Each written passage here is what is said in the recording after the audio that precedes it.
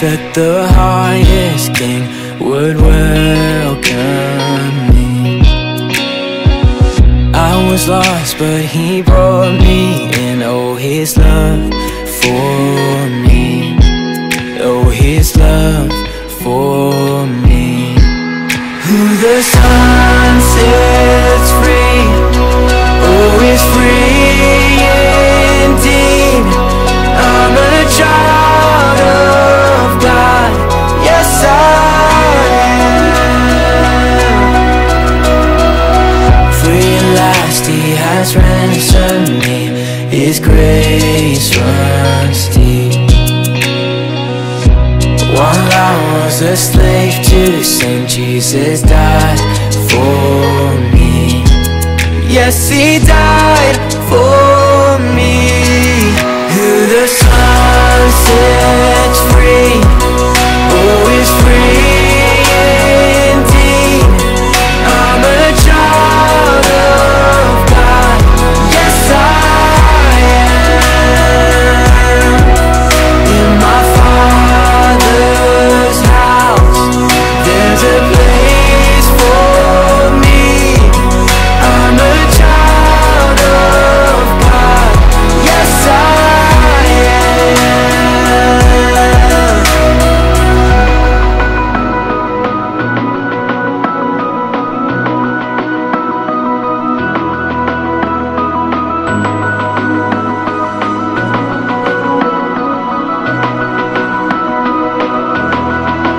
I am chosen, not forsaken.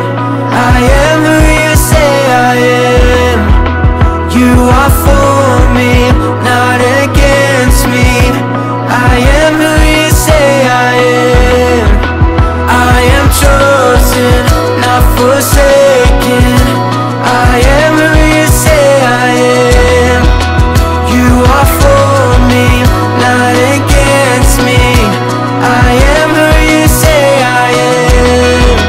I am chosen, not forsaken. I am who you say I am. You are for me, not against me. I am who you say I am. Oh, I am who you say I am. Yes, I am who you say I am. Who the Son sets free, oh, is free indeed. I'm a child of God, yes I am.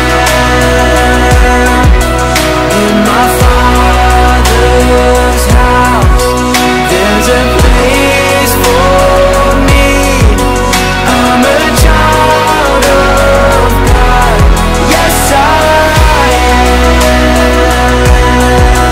In my Father's house, there's a place for me. I'm a child of God, yes I am.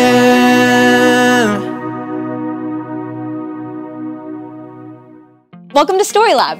This week, we're talking about knowledge, while we take a look at the story of someone who faced a really tall temptation.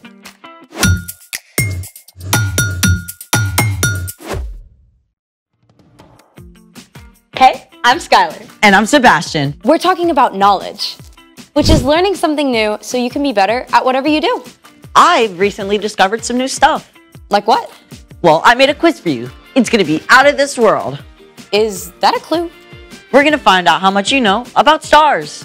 Wait, like stars? Or stars? I mean flaming ball of hydrogen and helium kind. Is there a prize? 1 chocolate bar for every right answer. Full size? You bet. To be delivered through the prize tube extraordinaire.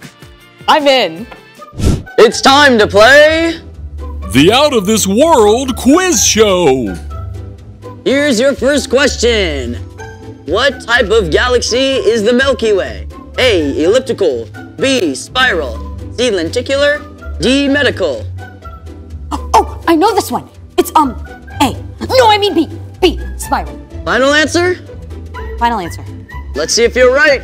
Yes! Spiral is correct. You get 1 Milky Way bar. Yum. Hey, I won that. Maybe. You must wait for the final test. Okay. Question 2. What is the nearest star to our solar system? A. Proxima Centauri. B. Sirius. C. Sonic the Hedgehog. Or D. Betelgeuse. Nearest star. A? Proxima Centauri? Final answer? No! D. Beetlejuice. Let's check that out. Oh, nope, I'm sorry, but the correct answer was A. Ugh, I knew it. You have one more chance. Question 3. What is the Kuiper Belt? A. The remains of an exploding supernova. B. An icy collection of objects beyond Neptune's orbit. C. The hottest fashion item. Or D. The tail of an asteroid. The answer is, I think it's B. B. An icy collection of objects beyond Neptune's orbit. All right, let's see if it's correct. Yes! You win an extra dark chocolate bar. Can I open it now? You can open it now, or you can trade your 2 candy bars for what's inside this box. What is inside that box? It will only be revealed once you choose.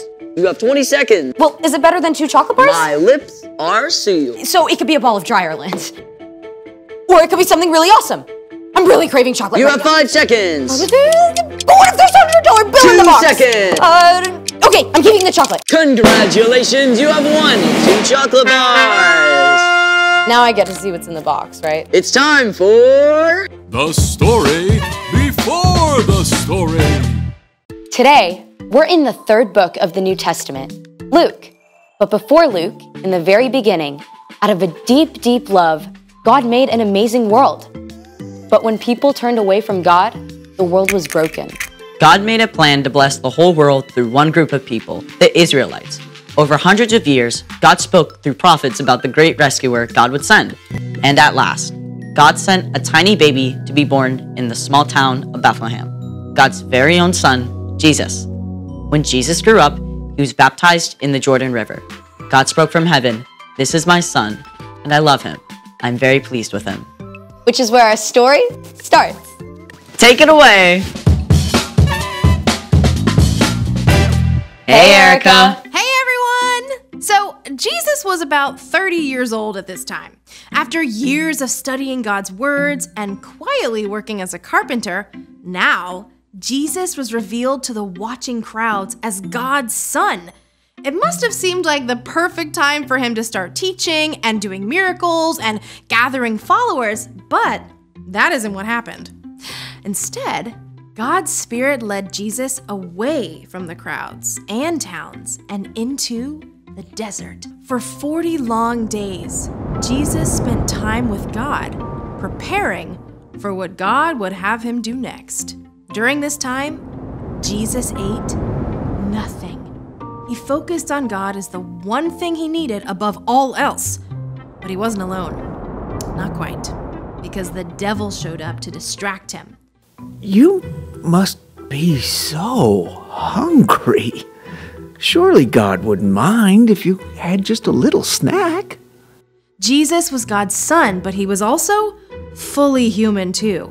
And as the 40 days passed, he became desperately hungry. The devil refused to leave Jesus alone, needling and tempting him at every opportunity. At the end of the 40 days, he offered Jesus a large, smooth stone. If you really are the Son of God, tell this stone to become bread. It must have been so easy for Jesus to imagine that rock as a crusty, warm loaf. As God's son, he had the power to change the stone to bread in an instant. He could have torn off large, chewy pieces to satisfy his deep hunger right away, but Jesus knew every word that God had spoken, and he was ready with an answer. It is written, "Man must not live only on bread." If that's the way you want it. But the devil didn't give up. He led Jesus up to a high place where the whole world appeared to spread out beneath him. every powerful kingdom, every palace, every throne and ruler on earth. The devil smiled, smooth and seemingly in control.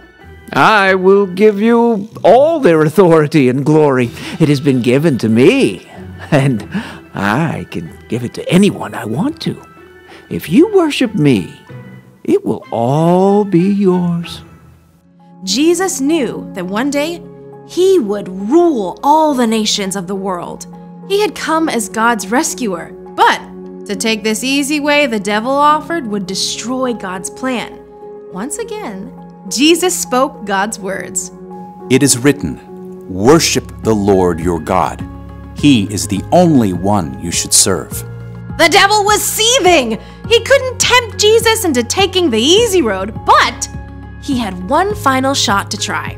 The devil led Jesus to the city of Jerusalem. They stood on the very highest point of the temple itself. The worshippers below seemed small as ants.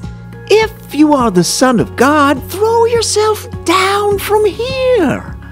It is written, the Lord will command his angels to take good care of you. They will lift you up in their hands.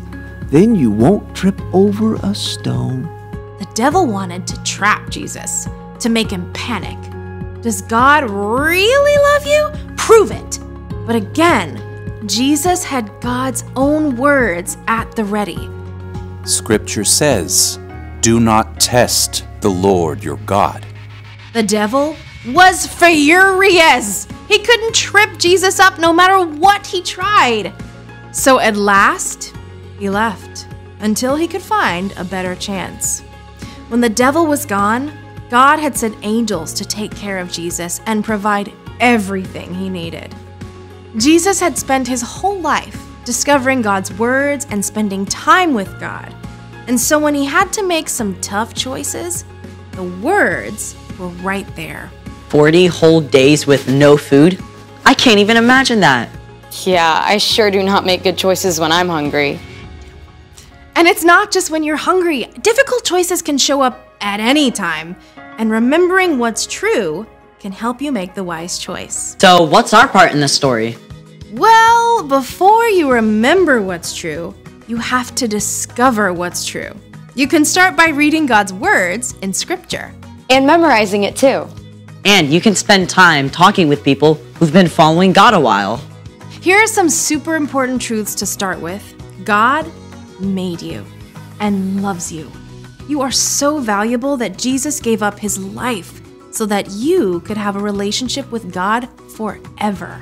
God always hears you when you pray and is acting to provide what you need, even if it's not in the way you expect. And you can know the most important thing is to love God and love others.